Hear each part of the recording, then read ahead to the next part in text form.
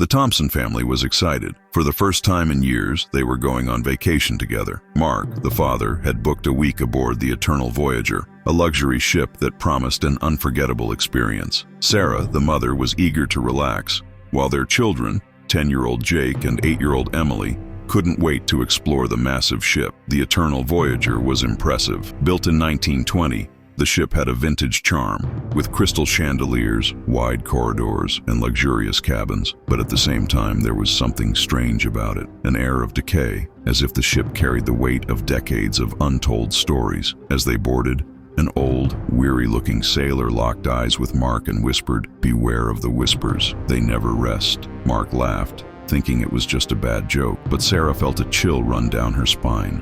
The first night on board was peaceful. The family had dinner in the grand hall, where a band played old songs. Jake and Emily ran through the corridors, laughing and playing hide and seek. Everything seemed perfect. But at midnight, Sarah woke up to a strange sound. It was as if someone was whispering in her ear. She looked around, but the room was empty. Mark was sound asleep beside her. As she got up to check, she heard footsteps in the hallway, heavy, slow, as if someone were dragging their feet. She opened the door and looked outside. The hallway was empty, but a light at the far end flickered erratically. Suddenly, a high-pitched laugh echoed from nowhere. Sarah quickly shut the door, her heart pounding. The next day, Jake and Emily started acting strangely. Jake insisted that he had seen a boy in the hallway, inviting him to play. Emily, on the other hand, said that an old woman in a vintage dress had been watching her while she slept. Mark tried to reassure them, saying it was just their imagination. But that night he also started hearing the whispers. They were soft, almost inaudible, but relentless. He couldn't understand what they were saying,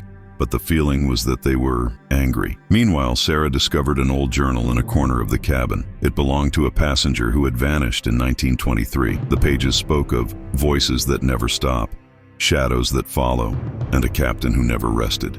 The final entry read, "They are here. They want us to stay forever." On the third night, the ship seemed to change. The once brightly lit hallways were now cloaked in shadows. Doors creaked open on their own, and the air turned icy. The family tried to find help, but the crew had vanished. They were alone. Jake started acting strangely, speaking in a language no one understood. Emily wouldn't stop crying, saying that the old woman in the vintage dress wanted to take her away. Mark and Sarah tried to stay calm, but fear was taking hold of them. Then, the spirits revealed themselves. Ghostly figures appeared in the corridors, their faces twisted with pain and rage. They whispered in unison, stay with us." Sarah discovered the truth in the captain's journal, hidden in the command room. The Eternal Voyager wasn't just a ship, it was a trap. The captain, obsessed with immortality, had made a pact with dark entities. In exchange for power, he offered the souls of the passengers. But something went wrong, and the ship became a purgatory, where the spirits of the dead wandered forever, trapped in a cycle of torment.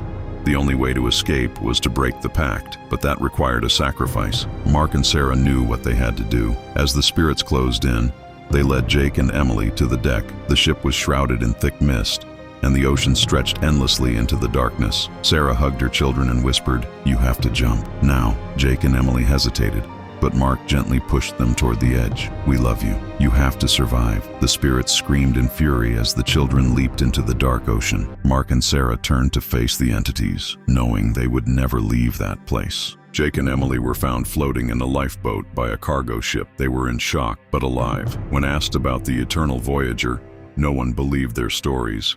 The ship had vanished without a trace, but on full moon nights, Jake still hears the whispers, and Emily swears she has seen a figure in a vintage dress watching her through the window. The Eternal Voyager continues its search for new souls, and somewhere in the ocean, it waits patiently. Story 2. I never believed in ghosts, and ghost ships, even less, but that was before I found the Baychimo. My name is Eric, and I'm a fisherman working in the freezing waters of northern Canada. I've seen strange things out here, lights on the horizon that shouldn't be there, wind that sounded like voices, but nothing compares to what happened that night. It was October, and the cold was already biting. I was alone on my boat trying to find a good fishing spot when the fog began to roll in. But this wasn't ordinary fog. It was thick, almost solid, as if it were trying to stop me from seeing something. That's when I saw it.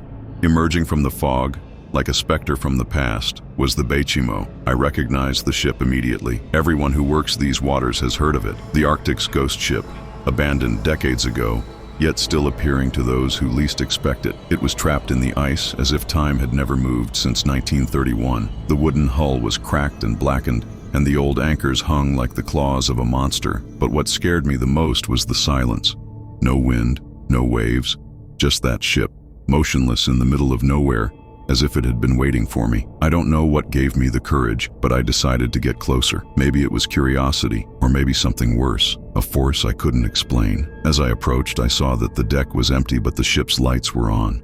Dim, flickering lights like candles about to go out. And then I heard it, a whisper, low, almost imperceptible, but it was there. It seemed to come from inside the ship, as if someone or something was calling me. I tried to back away, but my boat stopped responding. The engine died, and I drifted closer and closer to the Baychimo. That's when I saw the shadows. They moved across the deck, humanoid shapes that made no sense. I knew there was no one there, but the shadows were alive. They gathered near the edge, as if they were watching me, and the whispers, they grew louder. Now I could understand what they were saying. Come in. Stay with us. I don't know how, but somehow I ended up on that ship's deck. I don't remember climbing aboard, only that I was there, surrounded by that suffocating silence. The air was freezing, but it wasn't the cold of the Arctic. It was something worse, as if the ship itself was draining the warmth from my soul. The cargo hold doors were open, and I knew I shouldn't go inside. But again, that force pulled me in. I descended the stairs, each step echoing like thunder in the darkness. The hold was filled with crates, the same crates of furs that the Baychimo had been carrying on its final voyage. But something was wrong. The furs weren't from animals. They were human, faces and limbs stretched, grotesquely stitched together, as if someone had tried to create something new from pieces of people.